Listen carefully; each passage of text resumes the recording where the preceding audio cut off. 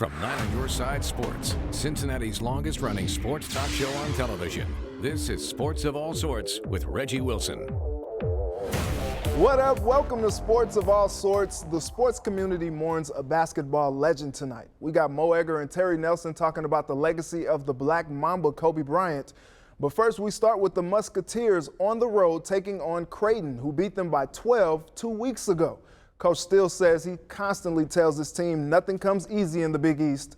Today, fans got to hear a lot of what he was saying thanks to the all-access pass. Zach Fremantle had himself a game. Sinks the baseline, Jay.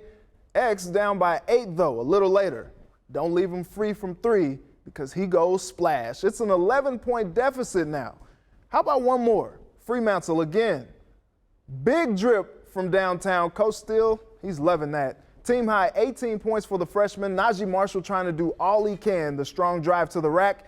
He had 15, but X had no answer for Tyshawn Alexander's 24 points. And Creighton once again gets the win, 77-66. You have to figure it out. You know, I think I thought we competed. I thought we played hard for the most part. I thought our effort was there. I think we got to play a heck of a lot smarter, especially on the offensive end. We got to take some better shots. Got to take care of the ball. Have to do what the game tells you to do. Can't force plays. You have to do what the game tells you to do, and we got to get better in that. And until we do, I think we're going to continue to get the results that we got tonight. All right, always strong from Coach Steele. Joining me to talk Musketeers is our guy Mo Egger. Hear him every day on the radio on ESPN 1530. Also catch him on 700 WLW and The Athletic. Mo, thanks for taking the time. Big drip from downtown. Big drip. Gotcha. You like that? I'm going to start using that. I like that. Big drip from downtown. Give me credit, though. Oh, of course. Okay, all right. So X had a little bit of a late surge, but ultimately fell short. They couldn't stop Creighton from making shots. What is your reaction to yet another tough loss tonight? You know, it kind of felt like the game for me was decided in the first 4 or 5 minutes. They fell behind. I think it was 10-1. Yeah. And you just had a sense from there Xavier wasn't going to be able to come back. And even at the half, I kind of felt like they're in it, but not really. I think they had cut it to 7 at the half, and you sort of thought like, all right, maybe they took a big punch from Creighton early and they can withstand it in the second half. I just think that, to me, is their biggest issue. They allow teams to go on these runs, normally not to start games, but somewhere within that they're just not good or deep enough to be able to overcome. And, you know, Zach Fremantle had a very good game. Kiki Tandy was almost non-existent. The other night, Kiki Tandy was maybe the biggest reason why they beat Georgetown. Right. And there's just a lack of consistency when you've got young players. Unfortunately, they're not getting enough consistently from their established players that you see a number like Kiki Tandy's in the box score today and go, well, you had to have it against Creighton. But I think it comes down to those runs. They're just not good enough to overcome these long runs. And unfortunately, they played from behind the 8 ball from almost the opening tip today. For sure. And Zach Fremantle, he tried to do his part. Yeah. 18 points, team high for him. I think it's a career high for him. Yeah. Making shots out the wazoo. Is this something that he can consistently do? It's something he can do. Whether he can consistently do as a freshman this season, I think it's fair to wonder. That Zach Fremantle is going to be a very good college basketball player. I remember chatting with Travis Steele over the course of the summer when they were in Spain, and he spoke effusively about Zach Fremantle amid a very, very good team. For sure. He is going to be very good. But what I would say is, when you've got a team that has an all-Big East caliber performer in Najee Marshall, returning parts like Tyreek Jones and Paul Scruggs, if you need Zach Fremantle to carry the load, that's probably a dicey proposition given the quality of the opponents they have. Today was encouraging, but unfortunately, there's just not a lot of consistency overall. They were sloppy with the ball today. You heard Travis Steele mention the turnovers, 15 of them. And then again, just these lulls that I'm not sure Zach Fremantle himself is good and consistent enough to be able to overcome, again, when Xavier allows teams to separate themselves like they have so often this season. Real quickly, Najee had 15 points on 7 of 18 shooting. Is it reasonable to expect more from him? It might be unreasonable, but what's the alternative? Right. He's the best player on the team. Exactly. He is the best player on the team. And to me, you talk about those long runs. When they had Trayvon Blewett, who is one of the best 5 players in the history of that program, you couldn't go in a 14-2 run against him because he'd get buckets. I mean, he ensured that you couldn't go on a long run. What you're looking for from Najee is if he starts the game better today, they're not, playing from behind and dealing with the uphill battle that they had for the better part of 40 minutes today. And Najee Marshall's having a very good senior season. He's a very good player, but if it's unfair to ask him to do more, who else are you going to get what you're looking for from? Exactly. Yeah. I just want to pivot a little bit. Sure. So we all are just still trying to process this tremendous loss of Kobe Bryant, just 41 years old. Yeah. How devastating of a loss is this? I know to me it felt like a family member passed because it felt that personal to me. What did it feel like to you? As an NBA fan, I spent the better part of 20 years watching Kobe Bryant. Every spring, Kobe Bryant was on my television. Yeah. So we literally, if you love that league, you literally watched him grow up. You literally watched him grow up because he came right out of high school. He was, by his own admission, an extraordinarily immature man. There were off-court issues that he had throughout the course of his professional career. We should not make a part of his legacy the incident in Colorado, but we watched him grow up. And when you watch somebody grow up and they leave you as prematurely as Kobe did with his 13-year-old girl with him, not to mention everybody else on that helicopter, it's tough to process. It's tough to process. And it's been interesting watching the reaction of NBA players who revered him maybe in the way that people my generation revered Michael Jordan. Right. Very, very difficult to process. And it's hard to watch in public view the passing of somebody that we literally watched grow up. Yeah, very, very tough. And, it's still just tough to really process. So, our thoughts are definitely with Vanessa and the rest of the family and the families of all the passengers. All right, thanks a lot, Mark. Appreciate it. Well, coming up, we talk about the other crosstown school, UC Hoops, with Terry Nelson after the break. Welcome back. UC got the win over Temple Wednesday. Joining me to talk about it is former Bearcat and UC color analyst Terry Nelson. Terry, what's up? It's always good to be here. Always good to have you on. So we have 5 Bearcats in double figures. Coach Brandon said that his teams usually pick up steam as the season goes along. Is that how you see it going with the Bearcats right now? There's a lot of truth in that statement. I mean, they are playing better. We had the hiccup in Memphis where we thought we played well enough defensively to make a run in that game and win that game, and we actually made the run in the second half. The Bearcats did, but we missed 19 shots in the paint at the rim. Wow! And that's enough to, where you're trying to beat a team on the win that's on the road that's very talented. 19 shots at the basket. That if they play them at any given time where you make half of those, Bearcats not only win, but you probably win by 10. For sure. So the Cumberland Cousins, they had 37 points combined. Jaren had 22. Yeah. He's starting to turn it up a little bit, you think? Well, as conference player, and he's familiar with the foes. So he's familiar with what's going on in our conference. And everybody knows what he likes to do, but they just can't stop him. And the fact that he likes to go crossover, get into the middle of the paint. And one thing that Mick did really, really good last year that Coach Brandon's doing this year is giving him the ball at the top of the key in situations where you can use a high post pick and roll. He's very good at that, and if you try to converge it and collapse it, he's got shooters to kick out. Now keep shooting 38% from 3. You got Javen, which is a knockdown shooter, shooting on the other side. When he gets hot, he can really carry you.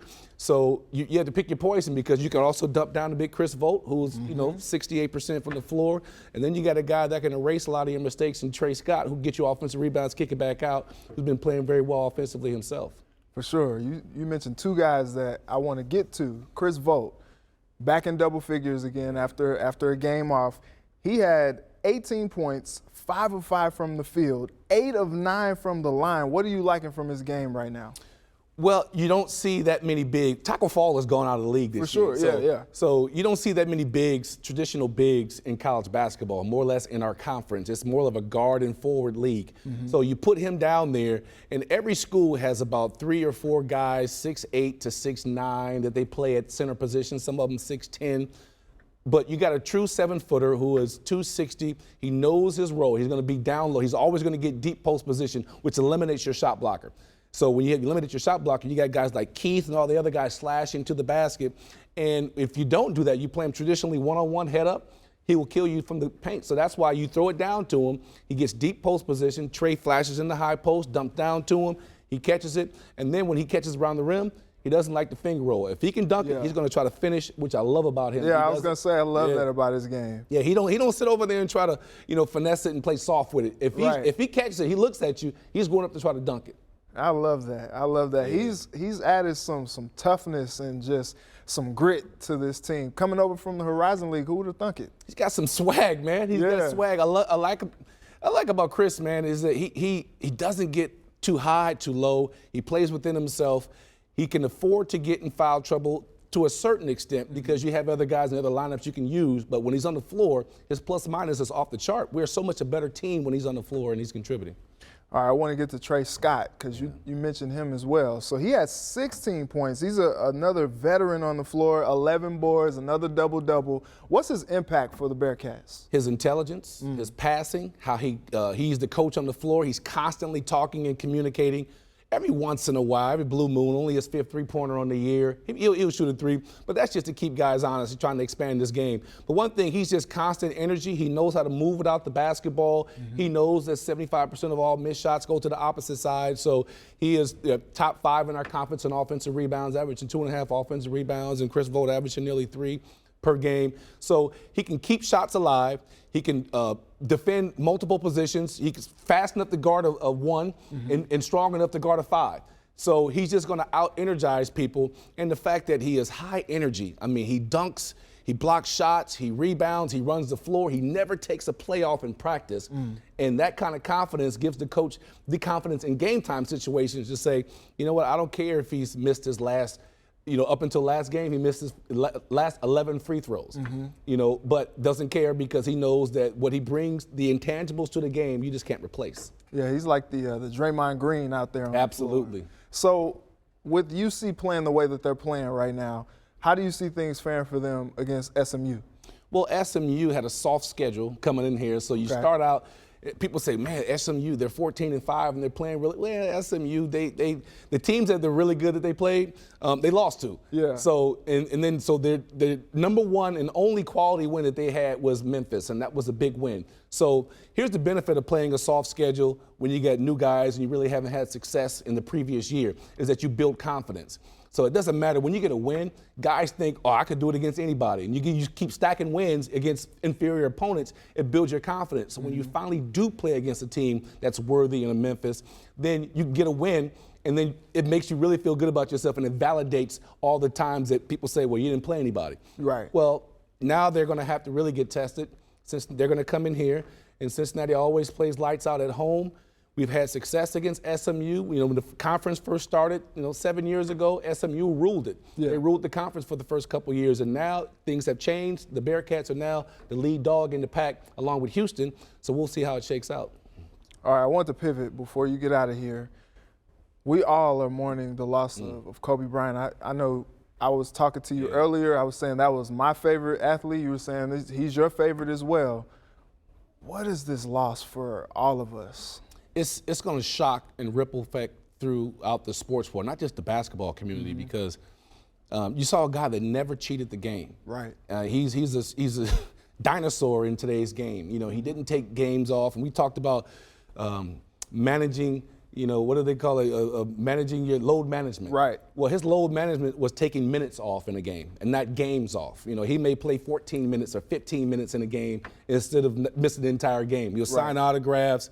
He was at every press conference. He did what he was supposed to do because they said they're paying me a king's ransom to come out there and perform. Kids pay $100+ for the jersey, $100+ for the ticket. They want the Kobe Bryant experience. They don't care if he goes 1 of 19. They want to see a Mamba experience. He became an icon and a legend.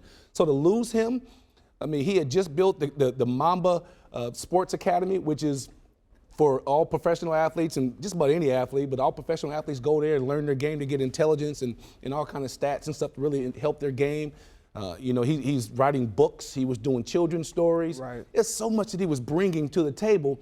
And sometimes, just like Nipsey Hussle, sometimes people don't understand your catalog of what you're doing and it don't make an impact. And Biggie had a song that says, you're nobody until somebody kills you. Well, he didn't get killed, but he died in an accident. So everything that he was doing is going to be brought to the forefront. Yeah, so our thoughts and prayers are definitely with his family. Terry, I appreciate you taking the time, giving us your thoughts on UC and on the legend Kobe Bryant. Thanks a lot. Appreciate you, King. All right, we'll be right back. Coming up, talking Moeller hoops with some special guests. Don't go away. Welcome back. The Moeller faithful will hit the road next week to see one of their own. Joining me to talk about it is Director of Alumni Relations Barrett Cohen and Head Coach Kremer from Moeller. Fellas, how you all doing? Good. Thanks for having us down here, Reg. Appreciate it. For sure, for sure. So, Barrett, you are getting 200 fans together on February 8th to go to Indianapolis to see the Pacers and Pelicans, where one Jaxson Hayes will be in attendance playing in that game. So how did that come about? Well, it was interesting because when the alumni office, we first started putting this together, working with Coach Kremer in a basketball program, we were really hoping to get maybe 30, 40 fans to attend something like this. Moeller basketball was playing that night, so we had some obstacles there. And, we started pushing it out internally first, and all these teachers were like, we want to get – before we even got it externally outside the school, we already had 50 tickets sold through family and friends inside the school. So it was pretty amazing. And then once we put it out, it was just overwhelming. And I know Jackson's excited. His mom and dad are really excited. So we're gonna transport Moeller Nation up to Indianapolis. It's gonna be a lot of fun. And what will fans get a chance to do when they get there? So the first 150 fans that registered get a shoot-around pass. The Pacers have been fantastic working with us. Also working with Director of Player Personnel with the Pelicans, kind of making sure we're all in sync. But the first 150 fans that bought tickets will have the opportunity to do a shoot-around and see Jaxson up close, of course the Pacers as well. And then after the game, we're going to have all the fans come down to the court, over 200 of them, so to get a picture of Jaxson.